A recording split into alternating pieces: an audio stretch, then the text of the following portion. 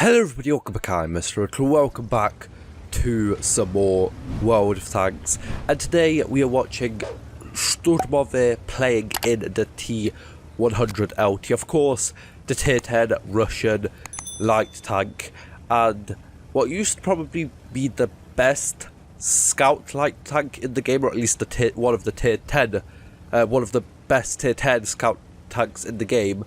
But then, of course, a few years ago already, I'm pretty sure it was, the Manticore got added in, and that kind of took the crown away from this. But the Manticore still doesn't have what this tank has. Well, I guess it does have the small silhouette, maybe even smaller, but this tank does actually have some armor, and sometimes it can bounce if you are lucky and they do hit your turret or other stuff like that. But before we kind of delve further into this, why the head down below, like and subscribe, it's helped a lot.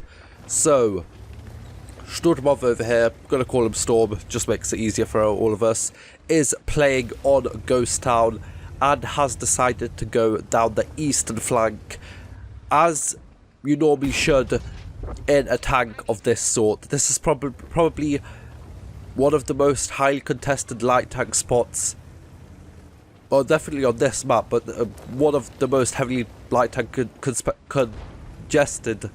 contested even spots on any single tank map even in the game. There you go, need to get my words out in the right order.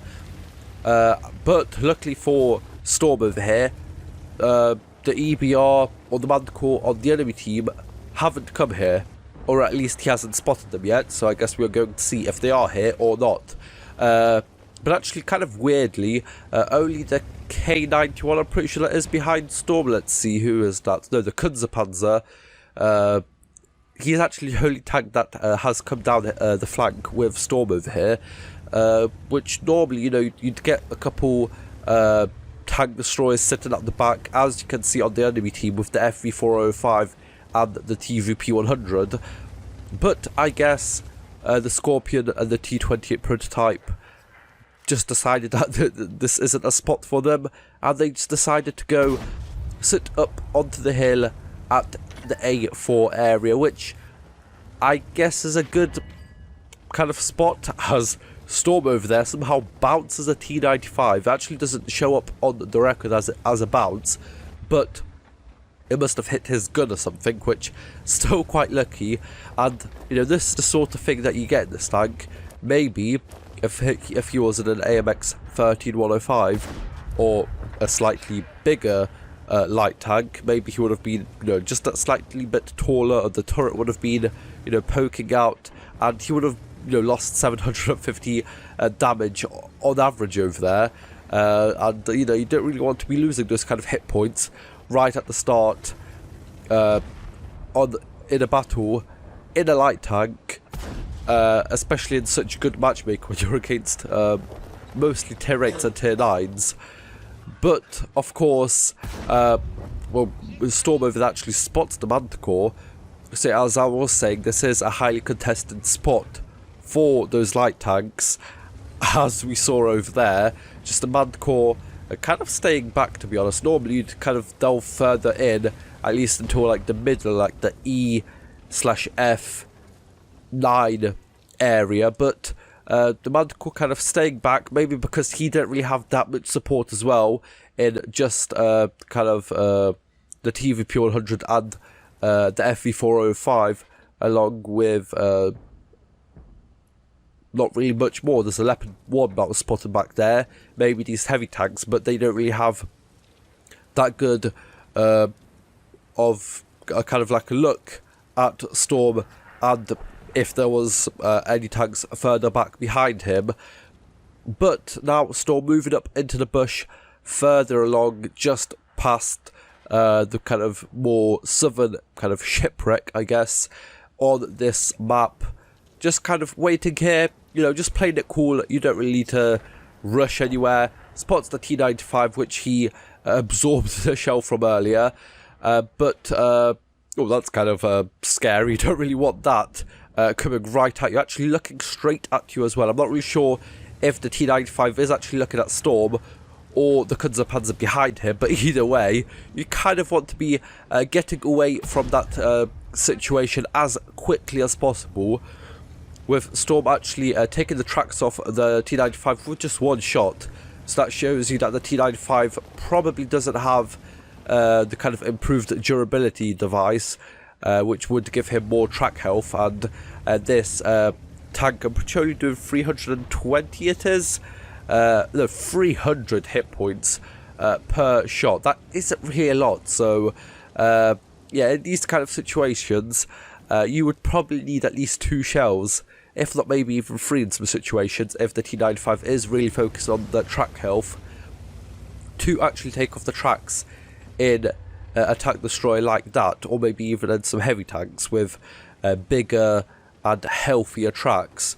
But now Storm is kind of in a spot where he would normally be at the start. It's either over there or past the shipwreck where he was at the start, but it really depends on what you want to do. This is a lot more risky in the middle over there, because if an enemy light tank comes down from the other side and spots you, of course, out in the open over here, and if Storm was back and got spotted like he did, I guess, earlier by the shipwreck, you do have those kind of little undulations over there, which you can kind of sit behind and hope that nobody can shoot you from there, and of course hope to avoid the artillery, which there is none in this game, so that is not a worry for Storm. But I guess on the other hand, he probably would have had more than 800 spotting in this game if there was at least one artillery piece that could have been shooting the T95 as he advanced, or the FV405, or of course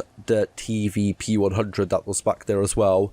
Maybe even, you know, putting a shot in, trying to against the Manticore or stuff like that. But, you know, sometimes it is just like that. And actually, Storm getting not getting spotted by that object 430 over there. I'm not really sure if he was in a bush or something, but he was about 250 meters away from this object. So either the object had a dead commander, or I guess an injured commander, or just a really bad crew. But I guess the T100 does have really good camo, but I'm not really sure if it's, you know, as that good. But you know, sure, why not? As Storm takes out the object 430, picking up his first kill of the game. Is he going to do more damage here? Of course, this tank being one of the most inaccurate light tanks at tier 10, I'm pretty sure. And even when it does go towards the tank, that looks like it got absorbed by the mantle, or the gun over there, more likely. So Storm over here on up to 1,200. Is he gonna? Nope. Still no shots against the leopard over there. And ooh, okay, that could have been a lot worse. Was that the tier 9 or the tier 8? I'm pretty sure. Luckily he was only loading AP, not high explosive, which does more damage with so high penetration rounds, I'm pretty sure. There you go, finally, I'm pretty sure the 4th or 5th shot goes in towards Leopard 1.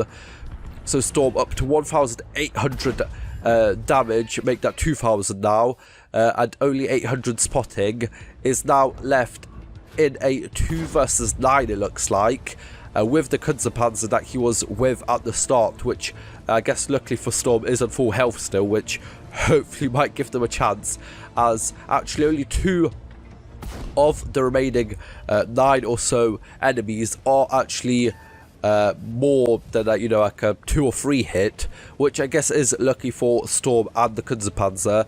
So yeah, just need to watch out for the T95, which is still on full health, and the AMX 65T. But like, other than that, the TVP100 probably a 1-shot, T44 1-shot, Object 704 probably 2-3-shot. As we can see, the FV probably a 3-shot, more likely, maybe a 2-shot with the high explosive rounds, as Storm is going to put in his first shot towards the FV.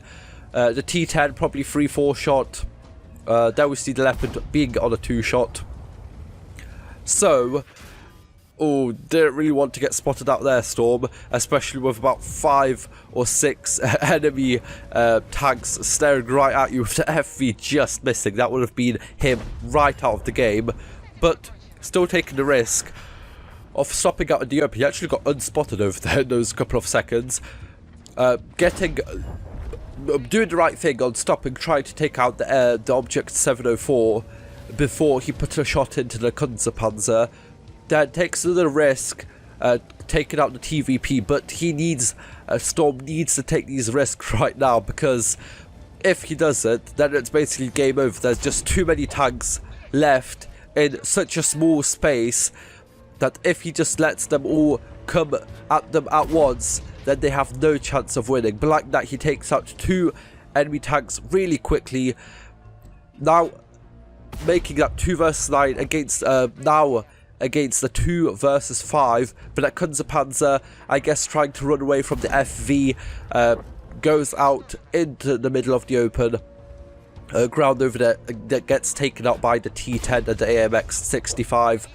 But Storm right away goes in, kills the T10, puts another shot against the AMX. Is he going to kill the FV right now? Yes, he is. This is some brilliant stuff with 3 minutes and 50 seconds remaining.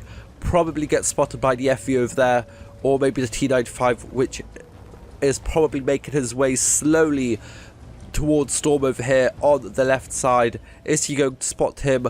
Not really sure. Not really sure if this is a bush. Actually, does look like, I'm not really sure, just those kind of dead shrubs almost, actually giving Storm the camouflage he needs to remain unspotted.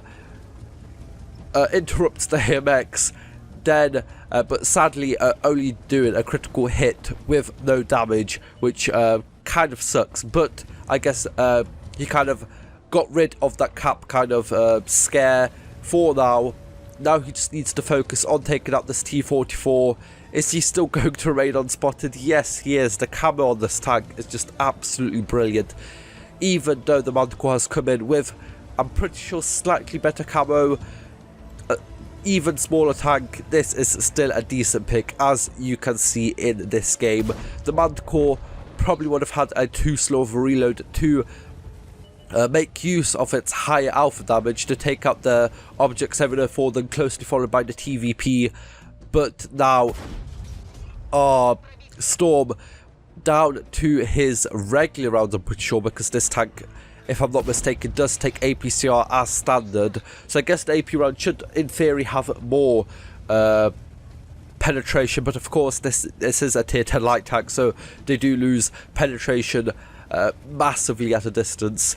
The penetration drop-off is just absolutely insane. I'm pretty sure something like 25% or something like that. I'm not really too sure on the exact figure, but with the second shot, takes out the AMX-65T, up to 4,600 damage, 7 kills, still on that 800 spotting, but I don't think he really cares. But now, where is that T95? He hasn't spotted him. The T95 hasn't spotted Storm. What is Storm going to do? He is heading towards the cap circle. Does he think the T95 made his way back up onto the hill at the K4 area? Probably not. Even though it has been several minutes since he last saw him, the T95 still probably would be slow, too slow to actually make his way all the way up there.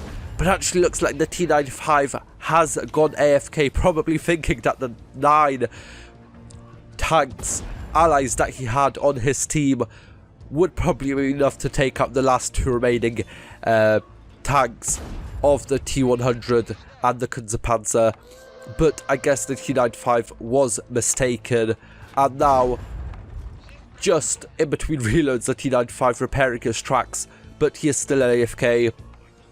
So, Storm, all he needs to do is put in the last remaining shots, sets them on fire, and he doesn't even need to put in a shot at the end. So, absolutely a brilliant game by Storm over here, in probably one of the best tier 10 light tanks in the game. Let's look at the posting stats and let's see how well Storm did in this game. So it's an ace tank, Colin Barnes medal, a Radley Walters, a defender, a high caliber, and a top gun for Storm over here, picking up 6,452 hit points of damage, I guess, 8 kills, 1,421 base experience, and with a premium account, firing all of those premium rounds and using food loses 83,000 credits profit, but it doesn't really matter for a game like this.